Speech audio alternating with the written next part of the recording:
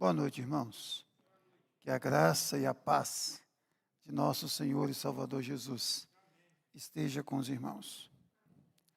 Irmãos, nós começamos semana passada a exposição da segunda carta de Paulo aos Coríntios. Por favor, abra sua Bíblia aí em 2 Coríntios, capítulo 1, do versículo 12 até o capítulo 2, verso 4. Capítulo 1 de 1 Coríntios, verso 12, até o capítulo 2, verso 4. Porque a nossa glória é esta, o testemunho da nossa consciência, de que com santidade e sinceridade de Deus, não com sabedoria humana, mas na graça divina, notem, temos vivido no mundo, e mais especialmente para convosco. Porque nenhuma outra coisa vos escrevemos, além da que ledes, e bem compreendeis. Espero que o compreendereis de todo. Como também já em parte nos compreendestes, que somos a vossa glória, como igualmente sois a nossa, no dia de Jesus, nosso Senhor. Com esta confiança, resolvi ir primeiro, encontrar-me convosco, para que tivesseis um segundo benefício, e por vosso intermédio passar a Macedônia, e da Macedônia voltar a encontrar-me convosco, e ser encaminhado por vós para a Judéia. Ora, determinando isto, terei porventura agido com leviandade? Ou ao deliberar acaso, delibero segundo a carne, de sorte que haja em mim, simultaneamente, o sim e o não? Antes, como Deus é fiel, a nossa palavra para convosco não é sim e não. A nossa palavra para convosco não é sim e não. Porque o Filho de Deus, Cristo Jesus, que foi por nosso intermédio anunciado entre vós, isto é, por mim e Silvano e Timóteo, não foi sim e não, mas sempre nele houve o amém, o sim. Porque quantas são as promessas de Deus, tantas tem nele o sim, porquanto também por ele é o amém, para a glória de Deus, por nosso intermédio. Mas aquele que nos confirma convosco em Cristo e nos ungiu é Deus, que também nos selou e nos deu o penhor do Espírito em nosso coração. Eu, porém, por minha vida, tomo a Deus por testemunha, de que para vos poupar, não tornei ainda a Corinto. Não que tenhamos domínio sobre a vossa fé, mas porque somos cooperadores de vossa alegria, porquanto pela fé já estáis firmados. Isso deliberei por mim mesmo, não voltar a encontrar-me convosco em tristeza. Porque se eu vos entristeço, quem me alegrará, senão aquele que está entristecido por mim mesmo? E isto escrevi, para que quando for, não tenha tristeza da parte daqueles que deveriam alegrar-me, confiando em todos vós, de que a minha alegria é também a vossa. Porque no meio de muitos sofrimentos e angústias de coração, vos escrevi com muitas lágrimas, não para que ficasseis entristecidos, mas para que conhecesseis o amor que vos consagro em grande medida. Amém. Ó Pai, nós queremos ser ministrados pelo Teu Espírito. Por isso clamamos ao Senhor, que fale conosco. Que a Tua palavra desperte o nosso coração e desperte a nossa mente, para o louvor da Tua glória. Em nome de Jesus. Amém. Irmãos, ser cristão é mais do que acreditar em uma história, é demonstrar uma vida. O cristianismo está em descrédito, não por causa de Cristo, mas por causa daqueles que se dizem seus seguidores. Tem havido uma separação, aquilo que eu chamo de divórcio, entre aquilo que nós falamos e aquilo que nós vivemos. Não só hoje, mas desde sempre. Paulo, escrevendo aos Romanos, ele cita Isaías 52, 5, onde ele diz: como está escrito, o nome de Deus tem sido blasfemado entre os pagãos por causa de vocês. Deixa eu dizer uma coisa para você e para mim. As palavras do cristão precisam ser autenticadas e adornadas pela sua vida. Ou seja, aquilo que eu falo precisa ser demonstrado pela minha vida e embelezado também pela minha vida. O texto que nós acabamos de ler, o apóstolo Paulo nos mostra que nós devemos nos preocupar com a nossa reputação. E que nós devemos, quando acusados injustamente, procurar refutar algumas acusações, principalmente quando isso traz prejuízo para a igreja de Cristo. O que nos ensina que devemos ser zelosos, cuidadosos e, principalmente, não podemos permitir que a mensagem do Evangelho fique em suspeição por causa do mensageiro. Deixa eu explicar. Eu prego uma mensagem, mas a minha vida ela não é muito coerente com aquilo que eu anuncio.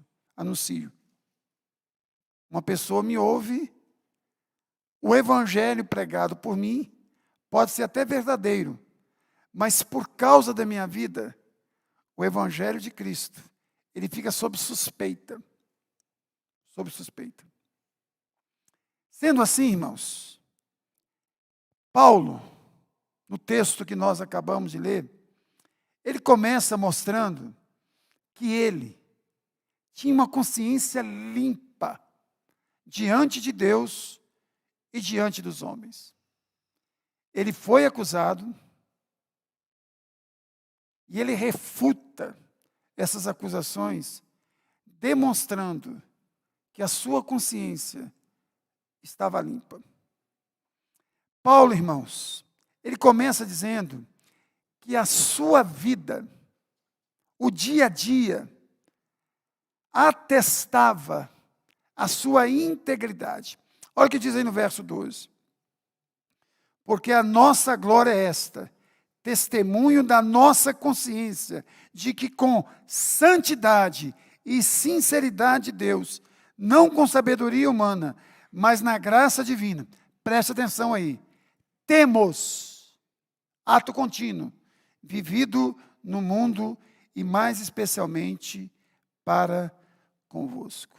Irmãos, só nessa carta aqui e nas demais, Paulo menciona 20 vezes que a sua consciência estava tranquila diante de Deus e diante dos homens.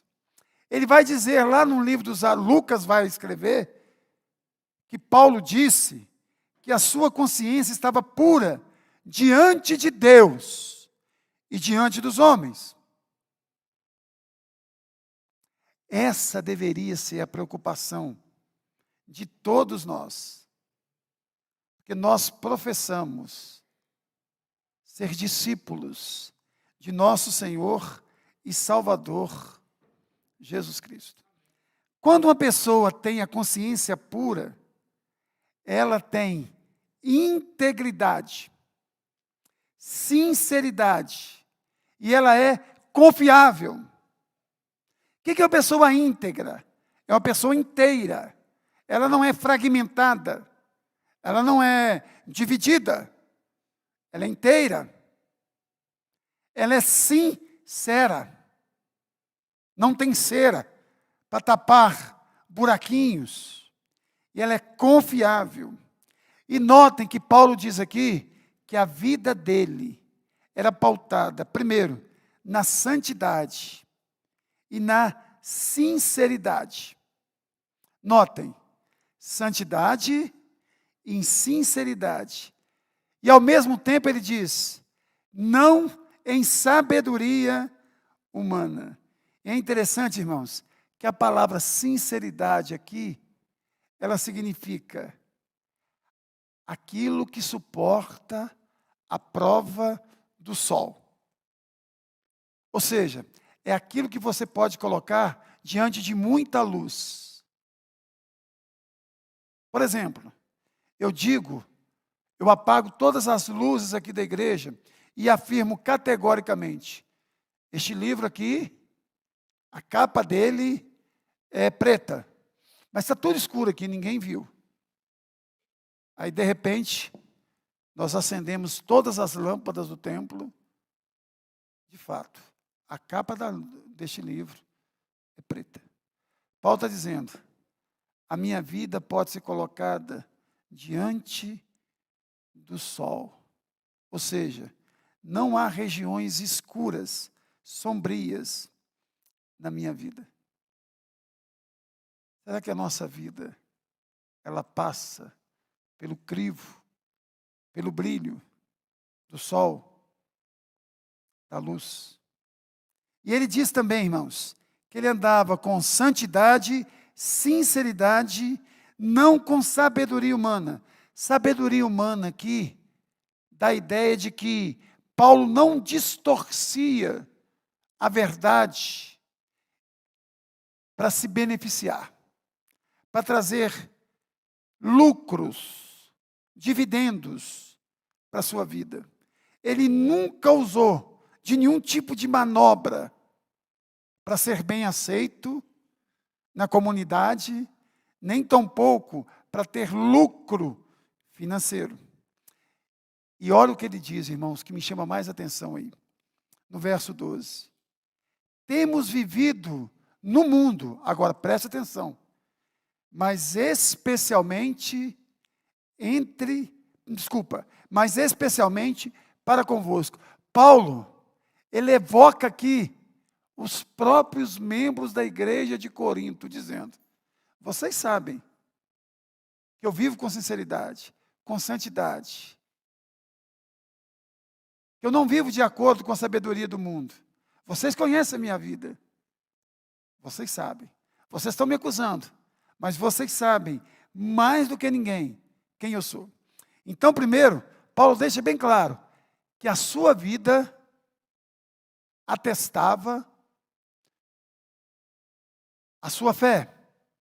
A sua conduta atestava a sua fé.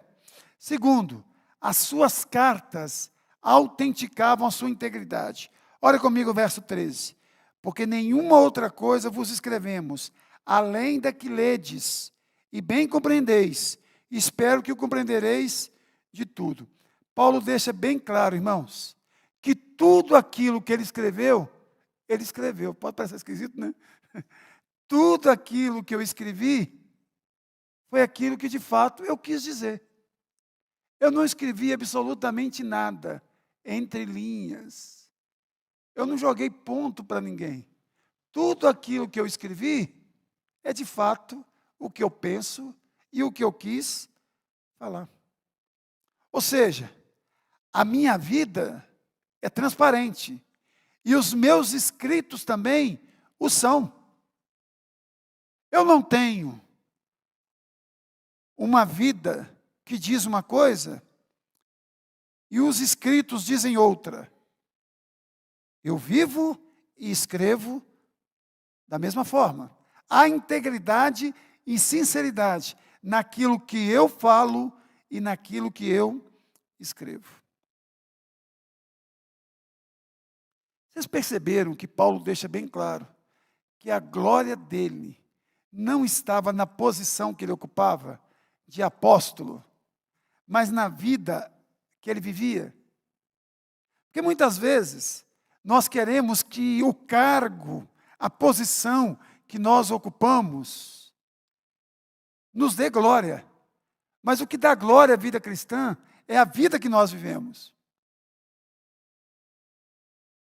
Ele não dependia de elogios para viver. Ele não precisava de bajuladores para viver. Ele não precisava de tapinhas nas costas para se sentir um apóstolo de Cristo. Não.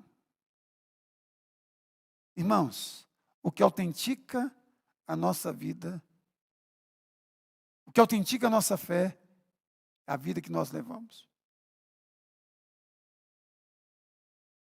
Agora, irmãos, Paulo deixa bem claro, e vocês, mais do que ninguém, deveriam reconhecer essas virtudes. Olha o verso 14.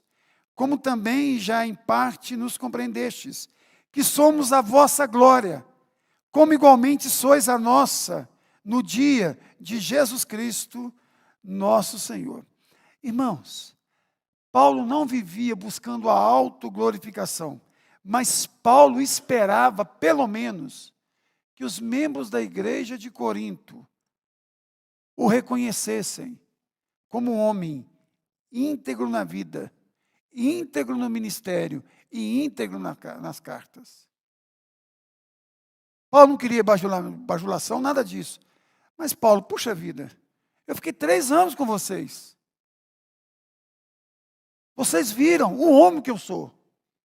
Vocês viram o pastor que eu sou, o apóstolo que eu sou. E vocês leram as cartas que eu escrevi. Porque Paulo, na verdade, escreveu 4 cartas à igreja de Corinto. 2 se perderam. Essa aqui deveria ser a 4ª carta de Paulo aos Coríntios. Mas aprove o Espírito Santo preservar só 2. Paulo escreveu 4 cartas à igreja de Corinto. Eles tiveram o privilégio de ter Paulo como pastor, missionário e mestre. Agora, irmãos, Paulo não nega aqui que ele foi usado pelo Espírito Santo.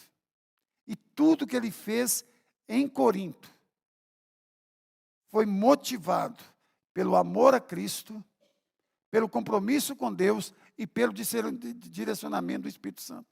Agora, deixa eu dizer uma coisa para você. Humildade não é a pessoa diminuir aquilo que ela sabe que é. Parabéns, pastor, o sermão foi bom. Para de bobagem.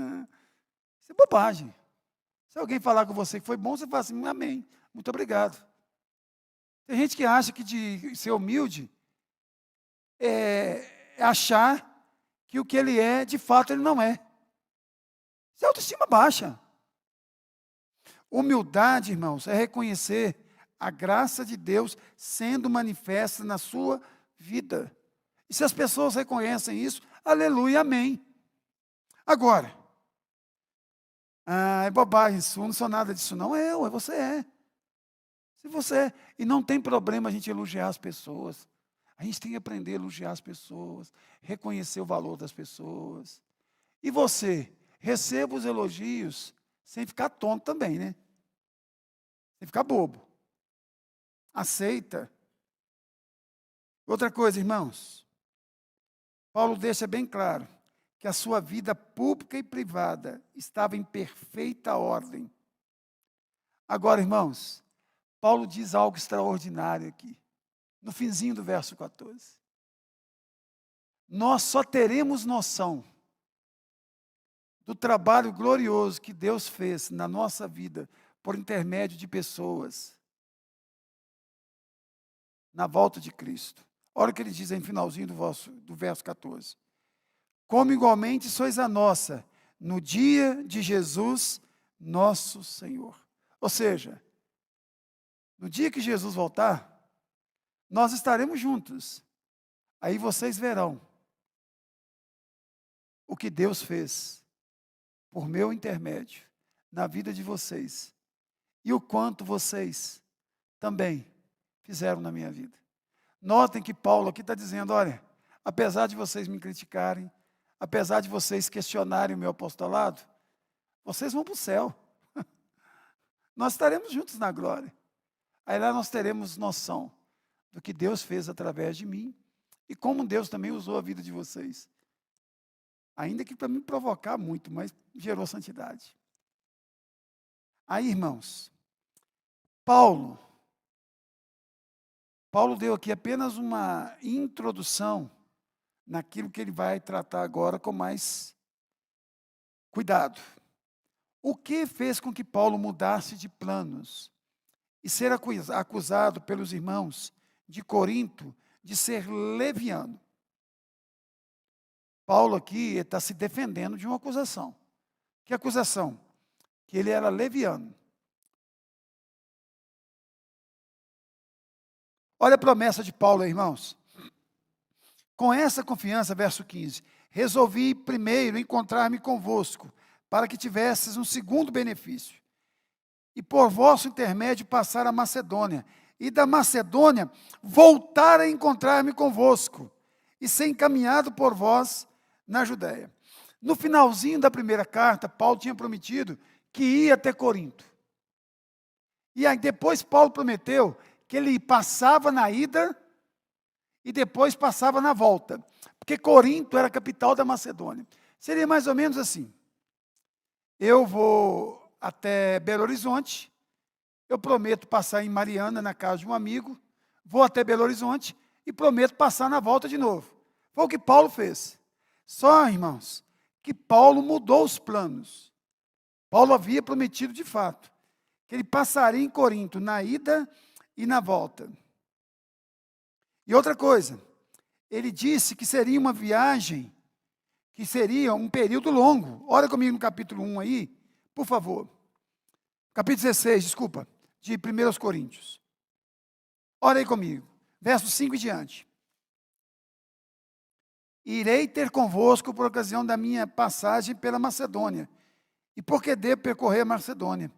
E bem pode ser que convosco me demore, ou mesmo passe o inverno, para que me encaminheis nas viagens que eu tenha de fazer. Porque não quero agora ver-vos apenas de passagem, pois espero permanecer convosco algum tempo, se o Senhor o permitir. Irmãos, Paulo está dizendo, olha, eu vou passar aí, e vou demorar um tempo com vocês. Paulo diz que ele ia permanecer o inverno, lá em Corinto. O inverno dura aproximadamente 3 a 4 meses naquela região. E Paulo diz que ia compartilhar, repartir com eles algum benefício espiritual. Creio eu que Paulo ia ensinar e corrigir. E Paulo também iria receber alguns benefícios da igreja de Corinto e depois ir para a Judéia. Quais seriam esses benefícios da igreja de Corinto? Paulo iria receber uma oferta para que ele pudesse viajar até a Judéia. Então, o plano de Paulo era esse: eu vou aí, passo 3 a 4 meses com vocês, ensino, corrijo, disciplino, organizo a igreja, faço uma viagem aí na região, passo mais uma temporada com vocês, depois eu vou para a Judéia, encaminhado por vocês. Só que Paulo não cumpriu o que ele havia prometido. Aí, irmãos, ele foi duramente acusado. Olha aí o verso de número 17. Ora, determinando isto, terei eu porventura agido com leviandade? Ou ao deliberar acaso, delibero segundo a carne, de sorte que haja em mim simultaneamente o sim e o não?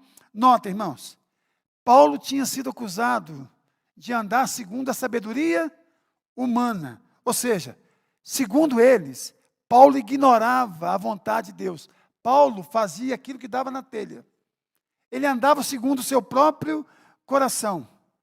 E ele queria fazer planos para agradar a si mesmo.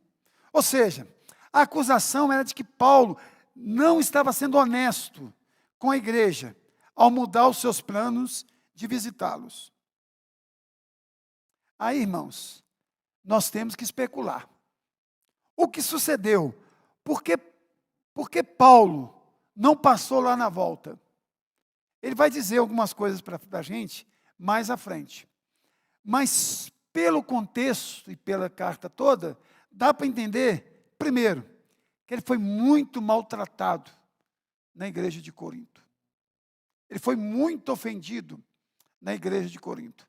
Talvez por causa da carta dura que ele mandou, que é chamada de carta dura, que é a terceira carta, que nós não a conhecemos. Ou talvez pela primeira carta, onde ele responde uma série de perguntas. E com certeza, ele desagradou muito a igreja, ou a maioria dos irmãos da igreja. E o clima ficou extremamente tenso entre Paulo e a igreja de Corinto. Aí, irmãos, Paulo começa a fazer uma defesa agora, continua uma defesa, só que uma defesa mais intensa, do seu apostolado.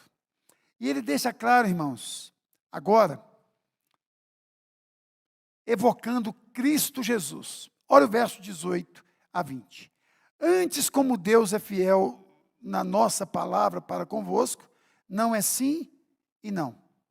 Porque o Filho de Deus, Cristo Jesus, que foi por nosso intermédio anunciado entre vós, isto é, por mim e Silvano e Timóteo, não foi sim e não, mas sempre nele houve o sim. Porque quantas são as promessas de Deus, tantas nele o sim. Porquanto também por ele é o amém, para a glória de Deus. Notem, por nosso intermédio. Paulo, irmãos, evoca a sua situação em Cristo Jesus para se defender.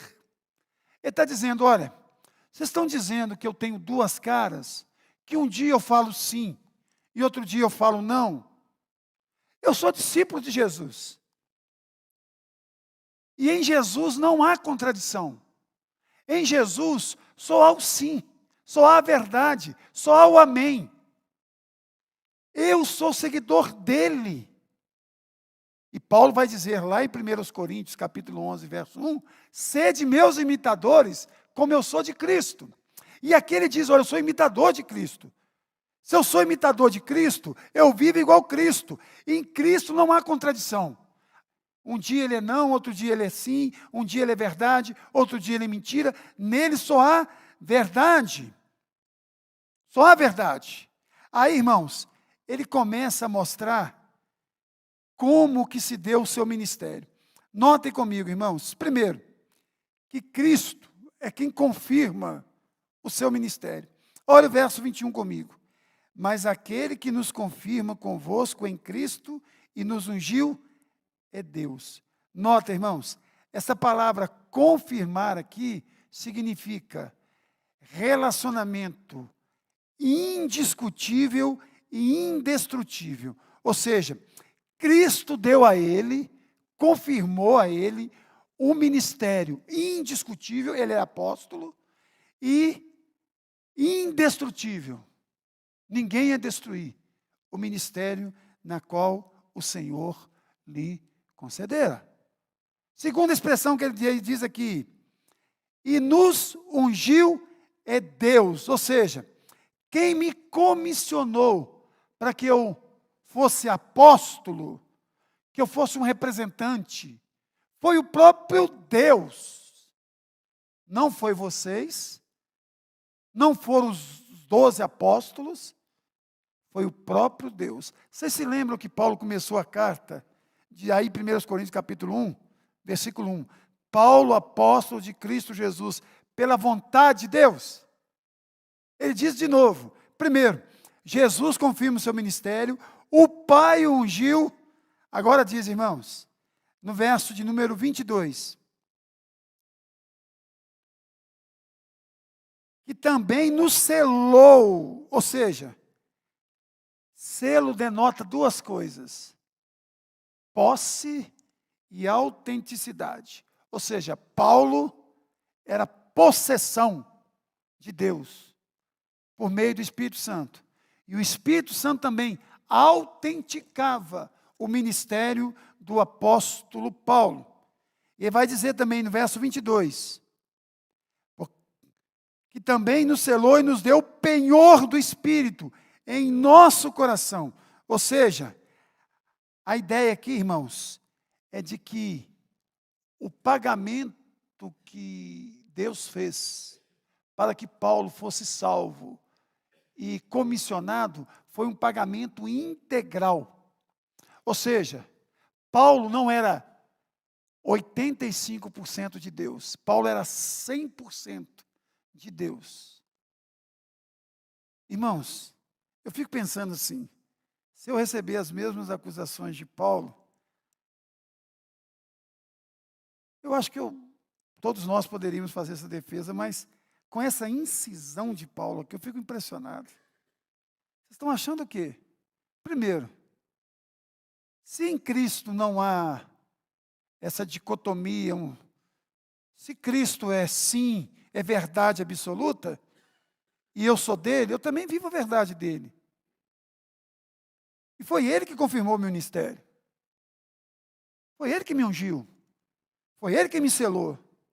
E é ele que me dá garantia que eu posso permanecer até o final. Aqui estava, irmãos, o modelo que Paulo seguia. Notem, a pessoa de Cristo, a constância de Cristo, as promessas de Cristo. Perceberam? Porque antes de Paulo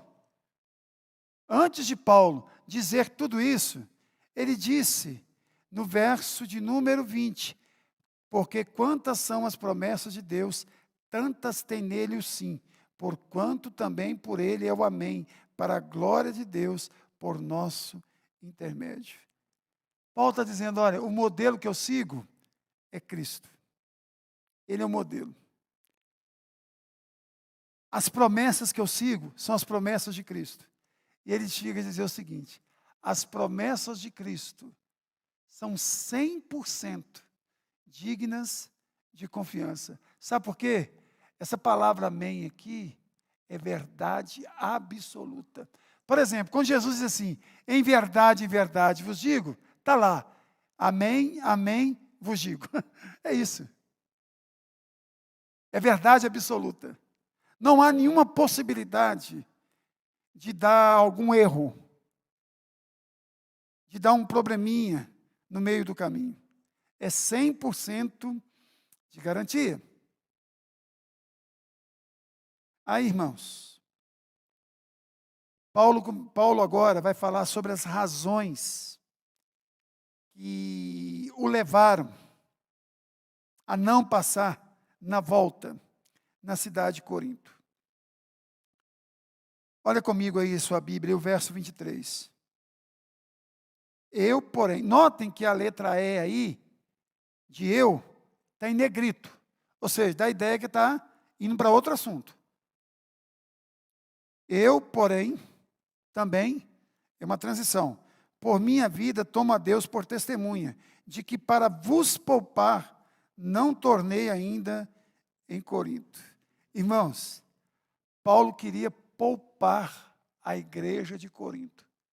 Porque a situação era tão séria que se Paulo voltasse lá, corria o risco de disciplinar todo mundo e fechar a igreja. Daqui a pouquinho eu vou explicar melhor isso aqui. Então, Paulo está dizendo o seguinte, olha, eu sou apóstolo, e eu não deixei de passar aí apenas porque eu fui maltratado, o clima ficou tenso, mas porque eu quero poupar vocês. Eu sou apóstolo de Cristo. Notem que lá no capítulo 5 de 1 aos Coríntios, nós vamos estudar semana que vem, Paulo entregou uma pessoa a quem? A Satanás. E Paulo podia fazer isso com toda a igreja. Eu não posso, eu não sou apóstolo, mas Paulo podia. Eu não tenho autoridade apostólica? Paulo tinha. E acabou, não tem ninguém mais não. Depois que João faleceu, não tem mais apóstolos. Outra coisa, irmãos, olha o que Paulo diz aí no capítulo 2, verso 1.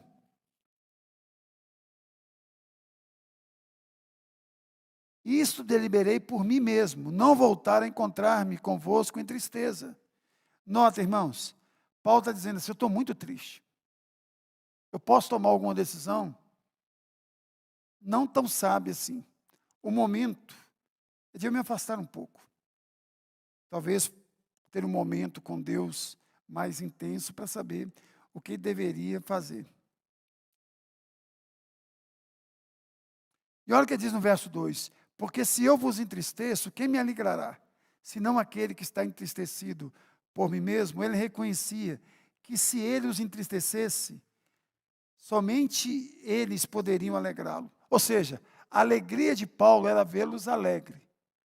Vê-los triste entristecia profundamente o coração de Paulo. E ele vai dizer no verso 3 aí, olha comigo. E isso escrevi para que quando for, não tenha tristeza da parte daqueles que deveriam alegrar-me, confiando em todos vós de que a minha alegria é também a vossa. Note a preocupação deste homem. Ele não quer gerar tristeza, ele não quer tomar uma decisão muito radical naquele momento. Agora, irmãos, o que Paulo faz? Espera lá, ele fugiu do problema, ele não encarou o problema. Ele escreveu essa carta, irmãos, e mandou enviar essa carta. Dá a sensação que Paulo está fugindo aqui do problema? Não. Paulo aqui, ele resolveu lidar com o problema de outra maneira. Que maneira é essa? Escrevendo essa carta aqui. E nós vamos estudar essa carta e nós vamos perceber que Paulo foi tendo alguns resultados interessantes. Bem interessantes. Chega a notícia da igreja de lá, que a igreja melhorou, e por aí em diante. Notem a sabedoria deste homem. Notem a sabedoria deste homem. Agora, irmãos, notem como o coração de Paulo se encontrava quando ele escreveu essa carta. Olha comigo aí o verso 4. Porque em meio de muitos sofrimentos e angústias de coração, vos escrevi com muitas lágrimas, não para que ficassem entristecidos, mas para que conhecesses o amor que vos consagro em grande medida. Paulo está dizendo, olha, eu estou sofrendo. Eu não estou sofrendo porque eu tenho raiva de vocês, não. Eu estou sofrendo porque eu amo muito vocês. Eu não escrevi esta carta aqui para despejar, vomitar raiva, rancor. Não. É para demonstrar o meu zelo, o meu carinho, a minha preocupação e o amor que tenho por vocês. Deixa eu dizer uma coisa para vocês. Muitas vezes uma pessoa chama a gente no canto e conversa com a gente, às vezes de forma um pouquinho mais firme. A gente acha que a pessoa não gosta da gente. Pelo contrário. Um dia uma moça falou assim comigo aqui. Eu tenho percebido que o Senhor tem dado mais bronca em mim do que nas outras pessoas. Por quê? Eu falei assim, porque eu gosto mais de você. Eu gosto mais de você. E disse para ela o seguinte, olha, eu nunca bati em filho de ninguém. Eu nunca puxei a orelha de filho de ninguém.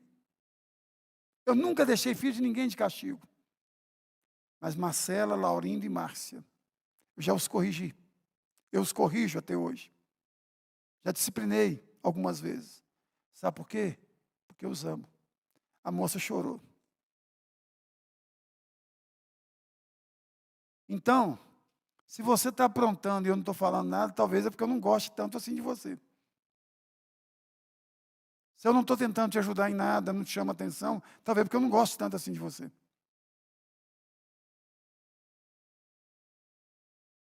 gente tem que ter muito cuidado, sabia? Meu pai é muito bonzinho, cuidado, hein? Talvez ele só é bonzinho. Ele não é pai.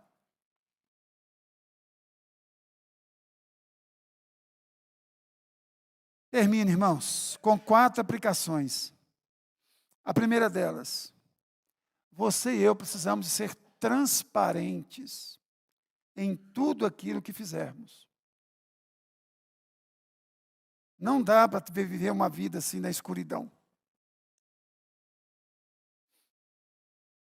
A gente tem que ser transparente. Eu não estou dizendo que você tem que ser mal educado, pelo amor de Deus. Tem gente que acha que eu estou falando que tem que ser mal educado. Tem gente que fala comigo assim, eu falo o que eu penso, assim, você é burro, hein? Você tem que pensar para falar. Falar o que pensa não é transparência, é burrice.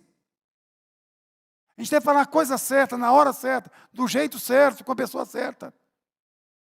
Isso não é transparência. Seja transparente em tudo aquilo que você fizer.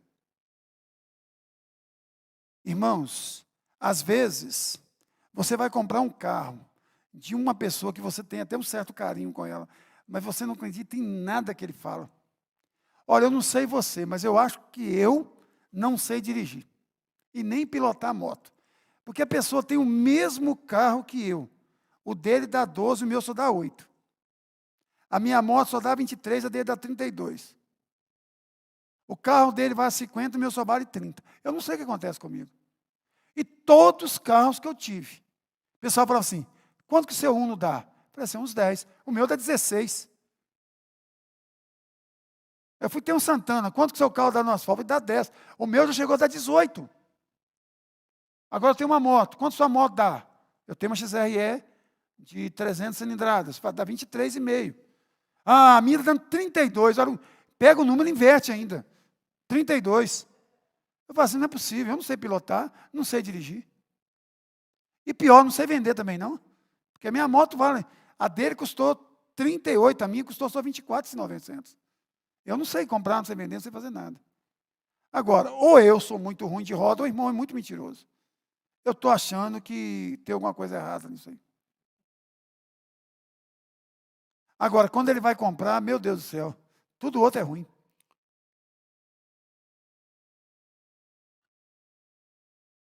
Outra coisa, aprenda, não dá para viver neste mundo sem ser mal compreendido ou ser vítima de injustiça. Não vem achar que é só você que é mal compreendido, só você que é vítima de justiça, todos nós o somos. E às vezes, nós não entendemos o outro e às vezes nós somos injustos com os outros. Quem nunca foi injusto com alguém que atire a primeira pedra? Nós somos injustos. E às vezes nós somos também incompreensíveis. Então não tem jeito de viver neste mundo, nós temos que corrigir a rota. Procurar não ser injusto e procurar também compreender melhor as pessoas. E quando nós somos injustiçados ou mal compreendidos, a gente tem que aguentar o rojão, irmãos. É couro duro. Não dá para ser muito melindroso neste mundo. Gente melindrosa demais sofre muito. Meu melindre dura muito um dia. No outro dia eu já estou bom de novo. E eu defendo, eu não estou negando aqui, eu já tive, e é muito séria. Mas eu tenho dito para muita gente, eu espero em Deus nunca ter uma depressão, porque eu já tive uma depressão violenta. Mas eu costumo dizer o seguinte, eu não tenho depressão porque eu não estou tendo prazo, é tanta coisa para fazer, que não dá prazo de ter depressão. Muitas vezes nós adoecemos porque nós achamos que só nós somos injustiçados neste mundo. Que só nós somos mal compreendidos. Todo mundo é. Todos. Uns mais, outros menos. E às vezes você não está sofrendo injustiça. Você está sofrendo consequências dos seus atos. Então, pague por ele. Viva com as consequências. Resolva. E às vezes você não é mal compreendido, não. Você está sendo muito bem compreendido. É você que não está entendendo a gravidade daquilo que você fez. Terceira coisa, irmãos. Precisamos ser íntegros nas coisas que decidimos.